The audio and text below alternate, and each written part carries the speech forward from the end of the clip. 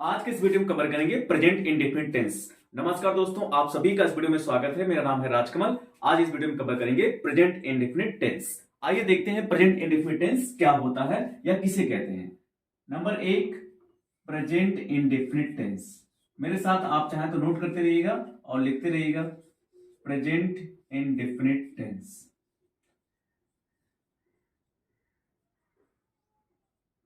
Present indefinite tense. जिस हिंदी वाक्य के अंत में जिस हिंदी वाक्य के अंत में हिंदी वाक्य के अंत में जिस हिंदी वाक्य के अंत में ता, ती, ते के बाद, बहुत आसान परिभाषा है, ठीक है। ता ती ती के बाद है, हूं, हो, शब्द आए। शब्द आए। प्रेजेंट इंडेफिनिट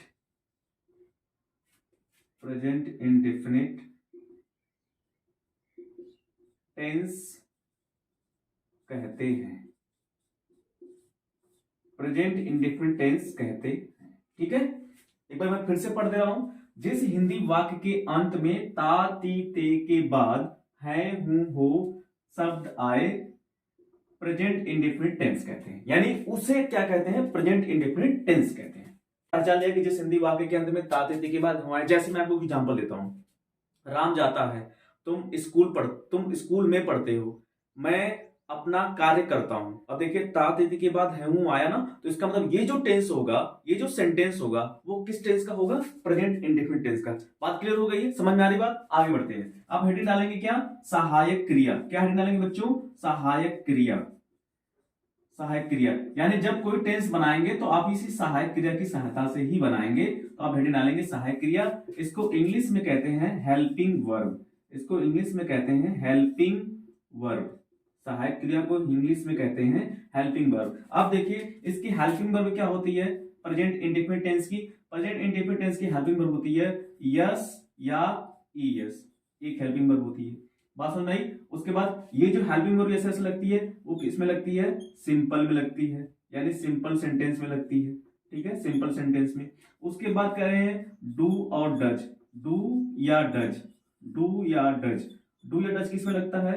नेगेटिव में लगता है, नेगेटिव सेंटेंस में लगता है, ठीक है। और किसमें लगता है? और किसमें लगता है? इंट्रोगेटिव में लगता है ना।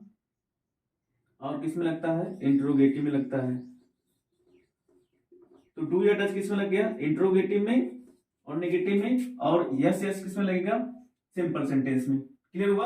अब देखिए सिंपल सेंटेंस में क्या होता है? सिंपल सेंटेंस में जैसे राम जाता है, तो राम जाता सिंपल हो गया, इसमें नहीं शब्द नहीं आया है। अब देखिए नेगेटिव क्या हो जाएगा? राम नहीं जाता। तो जिसमें नहीं शब्द आ जाए वो नेगेटिव होगा, और जिसमें कब, क्यों, कैसे, कहां यानी प्रश्न पूछा जाए वो इंट्रोगेटिव हो जाएगा। क्लियर हो गई बात? एकदम घबराइएगा मत। मैं आपको एग्जाम्पल जब आप एग्जाम्पल करेंगे ना, तो एग्जाम्पल में आपको एकदम क्लियर हो जाएगा कि सर कहां पे कैसे होगा या कैसे किया जाएगा, ठीक है। एकदम घबराइएगा मत, एग्जाम्पल से सब चीजें समझ में आने वाली है आपको, ठीक। तो ये तो रूल्स हो। अब देखिए सहायक क्रिया हो गई यस या यस और डू या डज। अब जरा अब नेक्स्ट बात कर लेते हैं किसकी?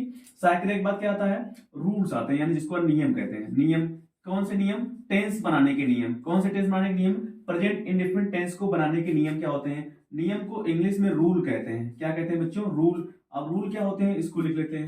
अब देखिए नंबर एक पे क्या बात कर लेते हैं। नंबर एक हो जाएगा कि एक वचन करता। क्या कह रहे हैं? एक वचन करता।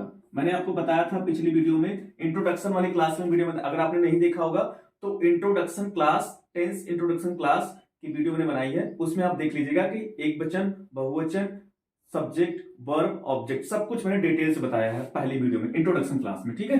अगर आपने नहीं देखा हो तो आप इस वीडियो को देख लीजिएगा। आगे बढ़ते हैं। एक वचन कर्ता, यानी एक वचन कर्ता क्या होता है, ही, सी, इट या किसी का नाम हो तो एक वचन कर्ता हो जाएगा। एक वचन कर्ता अगर रहेगा तो बच्चों उसमें क्या लगेगा, यस या ईएस, क्या लगेगा, यस या ईएस, ठीक है।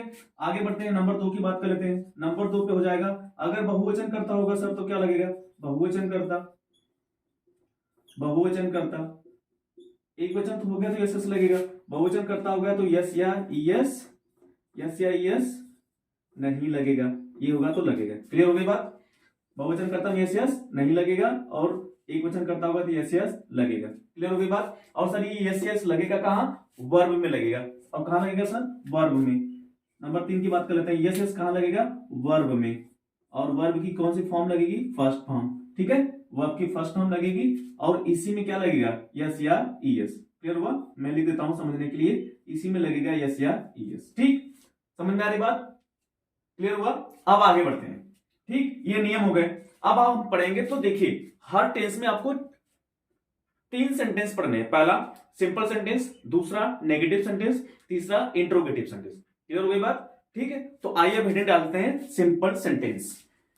अब देखिए सिंपल सेंटेंस, ठीक है, मैंने आपसे बोला ना कि हर टेंस में आपको 3 सेंटेंस पढ़ना है। Simple sentence number A, number B negative sentence, number C interrogative sentence. तो हम क्या शुरू कर रहे हैं, नंबर ए यानी सिंपल सेंटेंस। अब देखिए सिंपल सेंटेंस को हिंदी में कहते हैं साधारण वाक्य, ठीक। आप सिंपल सेंटेंस को कैसे बनाएंगे तो उसके लिए हम रूल लिख देते हैं। जब आप नियम जान जाएंगे तो नियम के आधार पर ही आपको टेंस बनाने हैं, ठीक है। तो मैं रूल लिखवाता हूँ। सर रूल्स क्या है, नियम क्या है, कैसे बनेगा सिंपल सेंटेंस, तो मैं रूल लिखवा दे रहा हूँ। देखिए रूल्स क्या होते हैं, रूल्स, देखिए रूल्स क्या होते हैं उसकी बात कर लेते हैं। देखिए सब्जेक्ट पहले लगेगा तो जाएगा सब्जेक्ट प्लस, देखिए मैं मैथ की तरह जो फॉर्मूला होता है ना उस फॉर्मूले पे लिखा रहा हूं, आपको बिल्कुल दिक्कत नहीं होगी, एकदम इसी तरह से आपको बनाना है, ठीक है। तो सब्जेक्ट प्लस वर्ब की फर्स्ट फॉर्म, ठीक है, यस या ईएस प्लस ऑब्जेक्ट। फिर से देखिएगा, सब्जेक्ट वर्ब की फर्स्ट फॉर्म प्लस यस या ईएस प्लस ऑब्जेक्ट, ठीक। तो ये सूत्र हो गया, यानी ये रूल हो गया, आपका नियम ये हो गया, ठीक है, इसको लिख लीजिएगा, ठीक। अगर आप अच्छे से टेस्ट पढ़ना चाहते हैं तो आज से ही आप फेयर कॉपी बनाना शुरू कर दीजिए, ठीक है, जिसमें आपको जैसे आप भूल जाएं तो उसको रिवीजन करने में काम आ जाए, ठीक है। आप उन फ्रेंड्स को वीडियो शेयर कर दीजिएगा जो सच में इंग्लिश सीखना चाहते हैं, जिनको टेंस नहीं आता है और वो सीखना चाहते हैं, ठीक है। आगे बढ़ते हैं बच्चों। अब देखिए सिंपल सेंटेंस हो गया, सिंपल सेंटेंस में रूल हो गया, सब्जेक्ट प्लस वर्ब की फर्स्ट फॉर्म प्लस यस या यस प्लस ऑब्जेक्ट। अब जरा एग्जांपल ले लेते हैं, एग्जांपल में क्या होगा।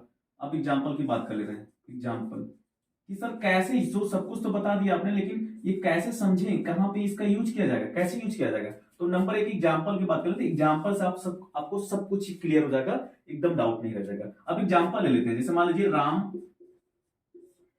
राम विद्यालय जाता है, राम विद्यालय जाता है,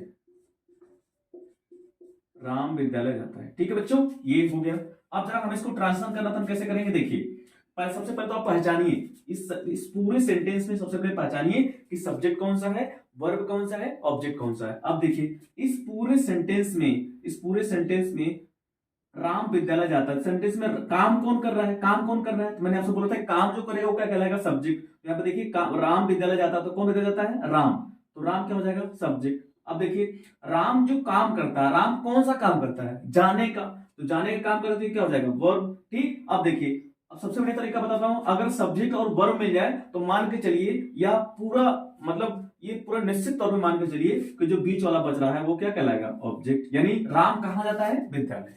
क्लियर हो गया। चलिए अब हमें 3 चीजें मिल गया। सबसे पहला और सबसे महत्वपूर्ण बात यही है कि कोई भी टेंस करने से पहले, कोई भी ट्रांसलेशन करने से पहले आपको 3 चीज ढूंढनी ही होगी। 3 चीज समझ में आ जाएगी, 3 चीज आप ढूंढ लेंगे तो कोई भी टेंस आसानी से आप कर लेंगे, कोई दिक्कत नहीं होगी। क्या क्या ढूंढना होगा, सब्जेक्ट, ऑब्जेक्ट और वर्ब, ठीक। आइए इसका ट्रांसलेट करते हैं। ट्रांसलेट कैसे करेंगे, अब देखिए यस हो गया ना, यस राम हो गया, इन सब्जेक्ट राम हो गया, ऑब्जेक्ट विद्यालय हो गया, वर्ब जो है जाता हो गया, ठीक, जाना हो गया, ठीक। अब देखिए सर पहचान क्या होगी, जिस हिंदी वाक्य के अंत में ता ती ती के बाद है हूं वो शब्द आया उसको क्या बोलेंगे, प्रेजेंट इंडेफिनिट टेंस। अब देखिए ता आया कि नहीं आया, उसके बाद है आया कि नहीं, इसका मतलब कौन सा टेंस होगा बच्चों, प्रेजेंट इंडेफिनिट टेंस। समझ में आ गई बात, समझ में आ गई बात, आगे बढ़ते हैं। अब देखिए क्या लगाना है, रूल्स क्या आएगा, सब्जेक्ट से पहले लिखेंगे, सब्जेक्ट यहाँ पे है तो उसको इंग्लिश में बना किया जाएगा, सब्जेक्ट का स्पेलिंग राम। ठीक है, अब देखिए ये हमें ये ध्यान रखना पड़ेगा, रूल्स क्या है, सब्जेक्ट हो गया प्लस, उसके बाद प्लस का मतलब उसके बाद वर्ब की फर्स्ट फॉर्म। अब वर्ब क्या है, देखिए ये वर्ब है, ये तो है वर्ब, और वर्ब माने क्या हो रहा है, जाता, जाना की स्पेलिंग बच्चों क्या होती है, गो।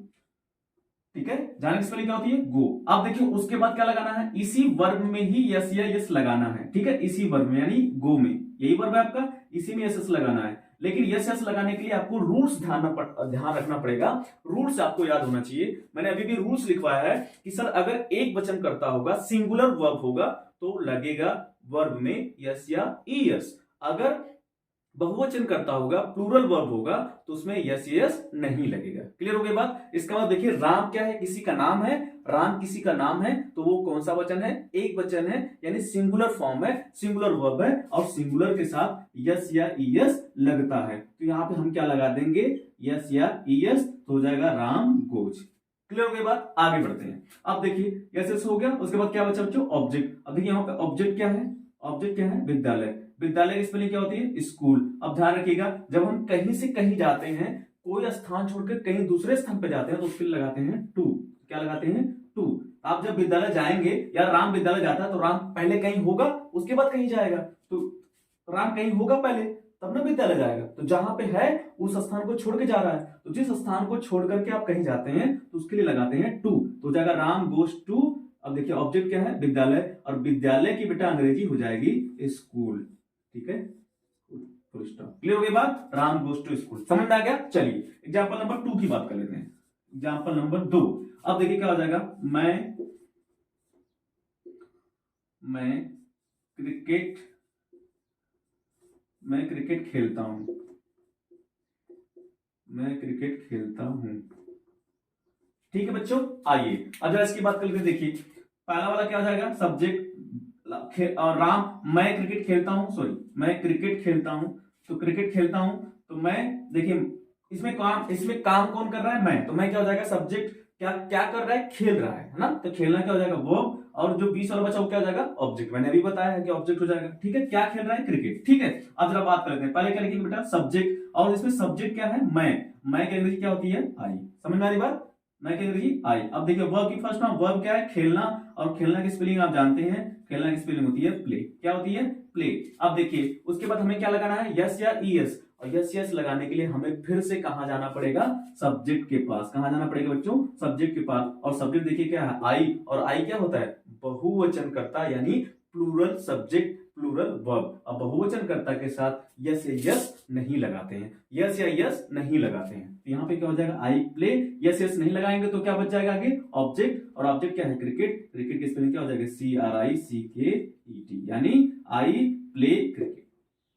बात समझ में आई। चलिए अब आगे बढ़ते हैं, सिंपल सेंटेंस समझ में आ गया। बस ये रूल आपको याद रखना है, बहुत आसान है। सब्जेक्ट के बाद वर्ब की फर्स्ट फॉर्म यस या यस, ऑब्जेक्ट, और यस यस लगाने के लिए अगर एक वचन है तो यस यस लगेगा, अगर बहुवचन है तो यस यस नहीं लगेगा। बस इतना ही चीज आपको ध्यान रखनी है, इसको नोट करते रहिएगा। ठीक है, अब आइए नंबर बी यानी नेगेटिव सेंटेंस की बात करते हैं। अब देखिए नंबर बी पे क्या हो जाएगा, नेगेटिव सेंटेंस। नेगेटिव सेंटेंस को हिंदी में क्या कहते हैं, नकारात्मक वाक्य। सर इसमें क्या होगा, इसमें नहीं शब्द आएगा। क्या आ जाएगा, नहीं शब्द। तो जो नहीं शब्द आ जाएगा वो क्या होगा, नेगेटिव सेंटेंस यानी नकारात्मक वाक्य। अब देखिए अब ये सब सेंटेंस आएगा, नहीं शब्द आ जाएगा, नेगेटिव सेंटेंस, तो इसके लिए रूल क्या हो जाएगा, अब रूल लिख लीजिए, यानी कौन से नियम लगेंगे, क्या लगेगा। अब देखिए वही रूल लिखेंगे तो क्या लग जाएगा, देखिए अब फिर से वही बात, सब्जेक्ट के बाद अब ध्यान से देखिएगा, यहाँ पे रूल थोड़ा सा चेंज होगा। अब क्या हो जाएगा, हेल्पिंग वर्ब क्या आ जाएगी, सहायक क्रिया। मैंने अब लिखवाया था अभी शुरू में, डू और डज, डू या तो डज। ठीक है, उसके बाद नेगेटिव है तो नेगेटिव में क्या लग जाएगा, नॉट। उसके बाद वर्ब की फर्स्ट फॉर्म, उसके बाद ऑब्जेक्ट। क्लियर हो गई बात। चलिए इसको लिख लीजिए पहले, यहां तक मैं समझाऊंगा, एकदम घबराइए मत। ठीक, एकदम आपको आसानी से समझाऊंगा, बहुत आसान होता है, बस समझ में आ जाएगा, आपको समझने की कोशिश करेंगे तो आ जाएगा। ठीक है, चलिए अब देखिए सब्जेक्ट के बाद क्या लगाना है, डू या डज। डू डज लगाने के लिए आपको क्या समझना पड़ेगा, देखिए ध्यान से, डू डज तब लगेगा, क्या लगेगा, अगर बहुवचन करता होगा तब क्या लगेगा, डू। इसको लिख लीजिएगा कहीं। ठीक है, अगर बहुवचन करता होगा क्या लगेगा, डू, और एक वचन होगा तो क्या लगेगा, डज, और नॉट सभी के साथ लगेगा। वर्ब की फर्स्ट फॉर्म सभी के साथ, यानी वर्ब के फर्स्ट फॉर्म सभी के साथ लगेगी और ऑब्जेक्ट लगेगा। क्लियर हो गई बात? अब एग्जांपल समझ में आ रही बात, ये रूल्स लिख लीजिएगा, एग्जांपल से ही बात समझ में आएगी। तो एग्जांपल देखते हैं। नंबर 1, हम किताब नहीं पढ़ते हैं, हम किताब नहीं पढ़ते हैं। ठीक है, चलिए यहां पे नंबर 2 एग्जांपल लिख देते हैं। वह बाजार नहीं जाती है, वह बाजार नहीं जाती है, ये लिख लिया। चलिए एक एग्जांपल, एक 2-3 एग्जांपल और लिख लेते हैं, तीसरा लिख लेते हैं। बच्चे नहीं आते हैं। नंबर, वे नहीं दौड़ते हैं। अब देखिए हमने चारों को लिख दिया, अब एक एक करके सब चारों का ट्रांसलेट करते हैं। ठीक है, देखिए हम किताब नहीं पढ़ते हैं, देखिए नई शब्द आ गया ना, तो कौन सेंटेंस? Negative sentence. नई शब्द, हम वह बाजार नहीं जाती है, नहीं आ गया नेगेटिव सेंटेंस। बच्चे नहीं आते हैं, नहीं आ गया नेगेटिव सेंटेंस यानी नकारात्मक वाक्य। वे नहीं दौड़ते हैं, नहीं आ गया नेगेटिव सेंटेंस यानी नकारात्मक वाक्य। ठीक है, अब आगे बढ़ते हैं, जरा ट्रांसलेट करिए। देखिए पहले क्या लिखेंगे बेटा? सब्जेक्ट। सब्जेक्ट इसमें क्या है? हम। इसमें हम किताब नहीं पढ़ते, तो कौन किताब नहीं पढ़ रहा है? हम। तो पहले क्या हो जाएगा? सब्जेक्ट। पहला हमेशा क्या होगा? सब्जेक्ट। तो यहाँ पे क्या लिख देंगे? सब्जेक्ट। और सब्जेक्ट बेटा यस नहीं लिखेंगे, क्यों? क्योंकि सब्जेक्ट की स्पेलिंग हमें लिखनी हो ना। तो सब्जेक्ट क्या हो जाएगा? हम। और हम की अंग्रेजी क्या हो जाएगी बच्चों? वी। हम की अंग्रेजी वी। आगे बढ़ते हैं। डू या डज। डू या डज लगाना है तो हमें किसको देखना पड़ेगा बाबू? वी को। और वी क्या है? बहुवचन करता। क्या है? बहुवचन करता। क्या है बच्चों? बहुवचन करता। और बहुवचन करता के साथ क्या लगाएंगे? डू। मैंने अभी बताया है कि बहुवचन करता होगा तो क्या लगेगा? डू। अगर एक वचन होगा क्या लगेगा? डज। अगर एक वचन करता होगा तो क्या लगाएंगे? डज। आगे बढ़ते हैं। We do. आप देखिए क्या लगाना है? नॉट। क्या हो जाएगा? नॉट। ठीक, आगे बढ़ते हैं। वर्ब की फर्स्ट फॉर्म। वर्ब क्या है? पढ़ना। पढ़ने की स्पेलिंग रीड। पढ़ने की स्पेलिंग रीड। अब देखिए ऑब्जेक्ट। ऑब्जेक्ट मतलब क्या पढ़ रहे हैं? क्या पढ़ रहे हैं बच्चों? किताब। क्या बचा है? किताब। तो हो जाएगा किताब की स्पेलिंग बुक। क्लियर के बाद ध्यान समझिएगा। अब देखिए मैं समझाने की कोशिश कर रहा हूं। हम की स्पेलिंग बी। हम बहुवचन तो क्या लग जाएगा? डू। नहीं है तो क्या लग जाएगा? नॉट। जो रूल्स लिखा उसी में रख रहे हैं मान। वर्ब क्या है? पढ़ना। पढ़ने की स्पेलिंग रीड। क्या पढ़ रहे हैं बच्चों? किताब। किताब की अंग्रेजी बुक। ठीक, समझ में आ गई बात? आगे बढ़ते हैं, नंबर 2 देखते हैं। अब देखिए, वह बाजार नहीं जाती है। वह बाजार नहीं जाती है, वह मतलब बबुनी है। वह मतलब क्या है? बबुनी यानी लड़की है, गर्ल्स है। वह मतलब बबुनी है। और बबुनी के लिए मैंने बोला था वह आएगा तो क्या लगेगा? सी लगेगा। क्या लगेगा? सी। तो यहां पर हो जाएगा वह की अंग्रेजी सी। क्लियर हो गई बात? अगर वह बाजार नहीं जाता है तब क्या होता? तब हो जाता ही। क्यों? क्योंकि ये बबुआ है, पुरुष है। क्लियर हो गई बात? आगे बढ़ते हैं। तो ये देखिए वह बाजार नहीं जाती तो क्या हो जाएगा? ये क्या है? बबुनी है तो क्या लग जाएगा? ठीक, वह की अंग्रेजी सी। क्या लग जाएगा? सी। अब ध्यान दीजिएगा, सी क्या है? एक वचन है। क्या है? एक वचन है यानी सिंगुलर है। और सिंगुलर के लिए क्या लगेगा बच्चों? डज लगेगा। क्या लगेगा? डज। तो हमने यहां पे लगा दिया डज। अब देखिए डज लग गया, नहीं आ गया तो क्या लगाना है? नॉट। नॉट। उसके बाद देखिए वर्ब। वर्ब क्या है? जाना। जाना की स्पेलिंग गो। जाना की स्पेलिंग गो। ठीक है, डज नॉट गो। कहां जा रही बच्चों? Market. Go to market. Go to market. Clear हो गई बात? आगे बढ़ते हैं। समझ में आ रही बात नहीं? सी एक वचन हो तो क्या लगेगा? डज। और नॉट तो लगेगा ही, गो टू मार्केट। ठीक, नंबर 3 की बात कर लेते हैं। नंबर 3 देखिए बच्चे। बच्चे की स्पेलिंग बच्चों क्या होती है? चिल्ड्रेन होती है। क्या होती है? चिल्ड्रेन। और मैंने बताया था कल वाली क्लास में कि चिल्ड्रेन क्या होता है? ऑलवेज प्लूरल यानी हमेशा बहुवचन होता है। तो चिल्ड्रेन बहुवचन होता है, तो जब बहुवचन हो जाएगा चिल्ड्रेन तो उसके साथ बच्चों क्या लगेगा? डू। क्या लगेगा बच्चों? डू। अब देखिए नहीं है तो नहीं के लिए क्या लग जाएगा? नॉट। आने की स्पेलिंग बच्चों कम। देख रहे कितना आसान है, बहुत आसानी से बन जाएगा, एकदम समझते चलिएगा। चिल्ड्रेन बहुवचन तो क्या लगेगा? डू। यही चीज तो आपको ध्यान देना है। अगर एक बचा तो क्या लग जाएगा? डज। बहुवचन तो क्या लग जाएगा? डू। ठीक, आगे बात करते हैं। नहीं दिया तो नॉट लग जाएगा, आने की स्पेलिंग कम है। ठीक, आगे बढ़ते हैं। नंबर 4 देखते हैं। वे नहीं दौड़ते हैं। वे की स्पेलिंग दे। वे की स्पेलिंग दे। देखिए सब चीज ध्यान, अगर आपको याद रहेगा तभी आप कर पाएंगे। मैंने आपको पहली वीडियो अगर आपने नहीं देखा इंट्रोडक्शन क्लास पर तो मैंने सब डिटेल्स बताया, पहले उसको जाकर देख लीजिए, तब ये चीजें आप समझ में आपको आराम से आ जाएगी। ठीक है, चलिए, तो दे हो जाएगा, वे की स्पेलिंग दे। अब देखिए दे क्या होता है, बहुवचन करता होता है सर। क्या होता है सर, बहुवचन करता। अब आपको ये बात मुझे कैसे पता है, क्योंकि मुझे याद है, तो मैं ये कह रहा हूं कि आप भी याद कर लेंगे तो आपको भी समझ में आने लग जाएगा। ठीक है, अब देखिए दे बहुवचन है तो क्या लग जाएगा यहाँ पे, डू, तो दे डू, और उसके बाद नहीं की spelling not, they do not, don't नहीं स्पेलिंग बेटा रन। ठीक है, they do not run. Clear हो गई बात। चलिए जल्दी से अपन आगे बढ़ते हैं नंबर सी पे, इंट्रोगेटिव सेंटेंस। ठीक है, आइए नंबर सी पे देखते हैं। नंबर सी पे क्या है, इंट्रोगेटिव सेंटेंस। क्या बच्चों, इंट्रोगेटिव सेंटेंस। इंट्रोगेटिव सेंटेंस को हिंदी में कहते हैं प्रश्नवाचक वाक्य। क्या कहते हैं बच्चों हिंदी में, प्रश्नवाचक वाक्य। ठीक है, इंट्रोगेटिव सेंटेंस को हिंदी में कहते हैं प्रश्नवाचक वाक्य। जल्दी से आगे बढ़ते हैं। देखिए इसका रूल्स क्या है, इसके नियम क्या है, रूल्स। इसमें बेटा दो रूल्स हैं। पहला क्या है कि जब वाक्य क्या से शुरू होगा, जैसे क्या तुम खेलते हो, क्या वह आती है, क्या हम टहलते हैं, क्या वे क्रिकेट खेलते हैं। बात सुन रही, जब सेंटेंस क्या से शुरू हो तो वो रूल नंबर 1 होगा इसमें। ठीक है, इसमें दो रूल्स पढ़ने हैं, दो नियम आपको पढ़ने हैं। देखिए लिखा हमने, जब वाक्य क्या से शुरू हो तब, तो एक नियम तो ये हो जाएगा। दूसरा रूल क्या हो जाएगा, जब प्रश्नवाचक शब्द वाक्य के बीच में आए। प्रश्नवाचक शब्द क्या होता है, कब, क्यों, कैसे, कहां।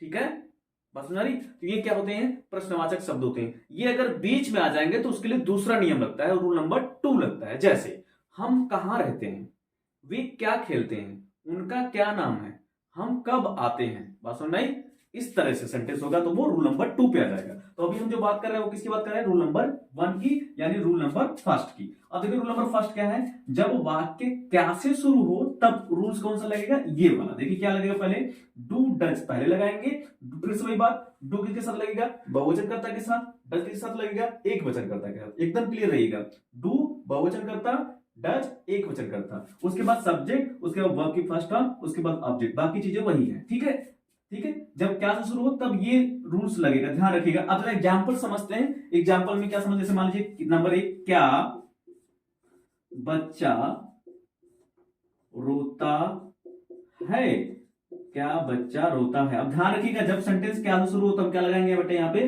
Question mark. बहुत इंपॉर्टेंट, अगर क्वेश्चन मार्क नहीं लगाते तो सेंटेंस गलत है। क्या है, गलत। इसलिए ये बहुत जरूरी है, क्वेश्चन मार्क जरूर लगाना है। ठीक, अब आइए जरा इसका देखते हैं। देखिए बच्चों, सेंटेंस क्या से शुरू हुआ कि नहीं, अगर क्या से शुरू हुआ तो क्या लगेगा, रूल ये वाला। और मैंने आपको बताया है। अब देखिए क्या शुरू हो गया, अब तो समझ में आएगी बात, सर रूल नंबर 1 लगेगा। जब क्या से शुरू हो जाए तो रूल नंबर 1 लगेगा, फर्स्ट लगेगा। इतनी बात समझ में आ रही है, आगे बढ़ते हैं। अब देखिए सब फिर से भी बात, इसमें सब्जेक्ट क्या है, बच्चा, रोने की स्पेलिंग वर्ब, ये वर्ब हो गया।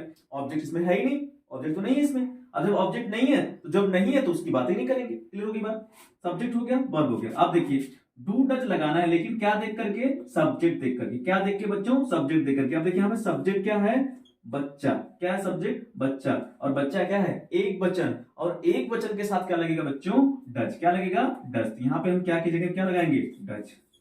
ठीक है, ये क्या केवल पहचानने के लिए है कि अगर क्या आ जाए तो रूल नंबर फर्स्ट है। उसके बाद तुरंत पढ़ेंगे सब्जेक्ट, और सब्जेक्ट अगर यहाँ सब्जेक्ट को देख के ही डू डज लगेगा।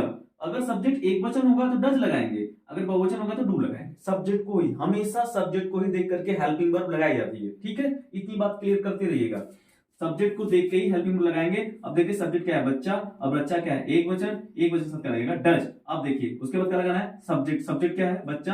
अब देखिए सब्जेक्ट बच्चा है तो बच्चा की अंग्रेजी क्या हो जाएगी, चाइल्ड। क्या हो जाएगी बच्चों, चाइल्ड।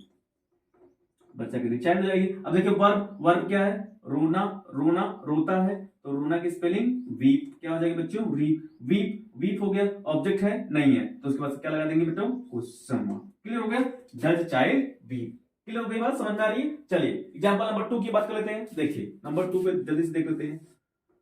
क्या वह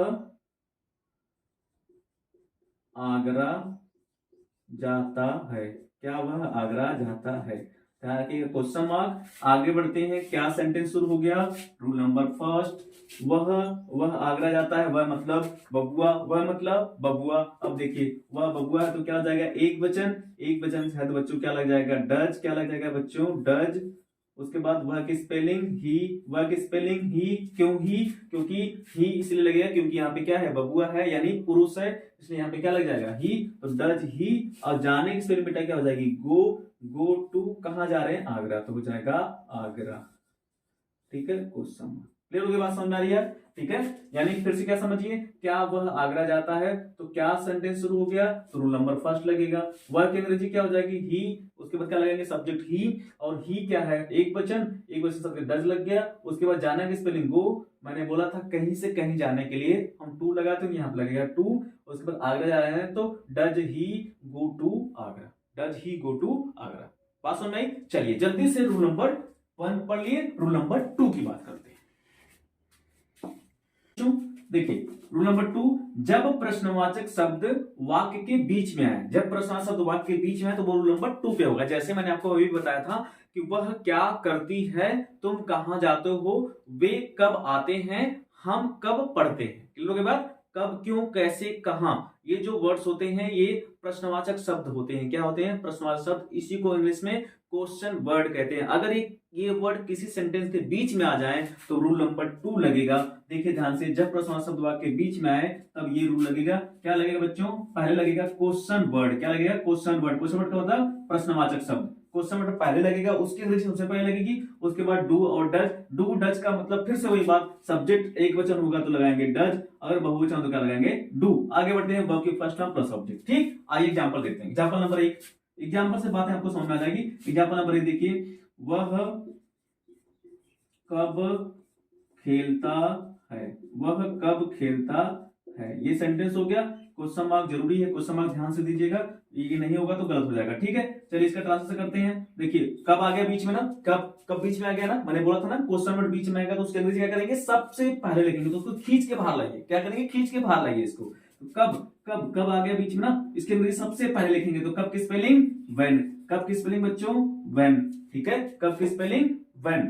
ठीक, तो कब की स्पेलिंग व्हेन हो गया। अब उसके बाद देखिए क्वेश्चन वर्ड हो गया, उसके बाद प्लस डू या डज। डू या डज लगाने के लिए फिर से हमें क्या देखना पड़ेगा, सब्जेक्ट। बार बार मैं कह रहा हूं सब्जेक्ट इज मोस्ट इंपॉर्टेंट, यानी सब्जेक्ट आपको ध्यान देना ही पड़ेगा। बिना सब्जेक्ट के आप हेल्पिंग वर्ब नहीं लगा पाएंगे, सेंटेंस गलत हो जाएगा, इसलिए सब्जेक्ट को हमेशा ध्यान देना है। वह कब खेलता है, वह मतलब बबुआ है। क्या है? बबुआ, यानी एक वचन। कौन सा वचन? एक वचन, और एक वचन सबको लगता है डज, तो हम लिख देंगे व्हेन डज। क्लियर हो गया बात? देखिए क्वेश्चन वर्ड हो गया व्हेन, डू डज में से डज लग गया, एक वचन था इसलिए डज, उसको यहां तक हो गया। उसके बाद सब्जेक्ट, सब्जेक्ट क्या बच्चों?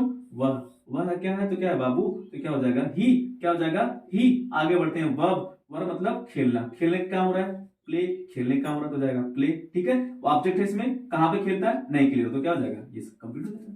ठीक है, व्हेन डज ही प्ले। ठीक, आइए एग्जांपल नंबर 2 देखते हैं। एग्जांपल नंबर 2, एग्जांपल 2 देखिए, मोहन कैसे लिखता है, मोहन कैसे लिखता है, ये हो गया बच्चों क्वेश्चन वर्ड।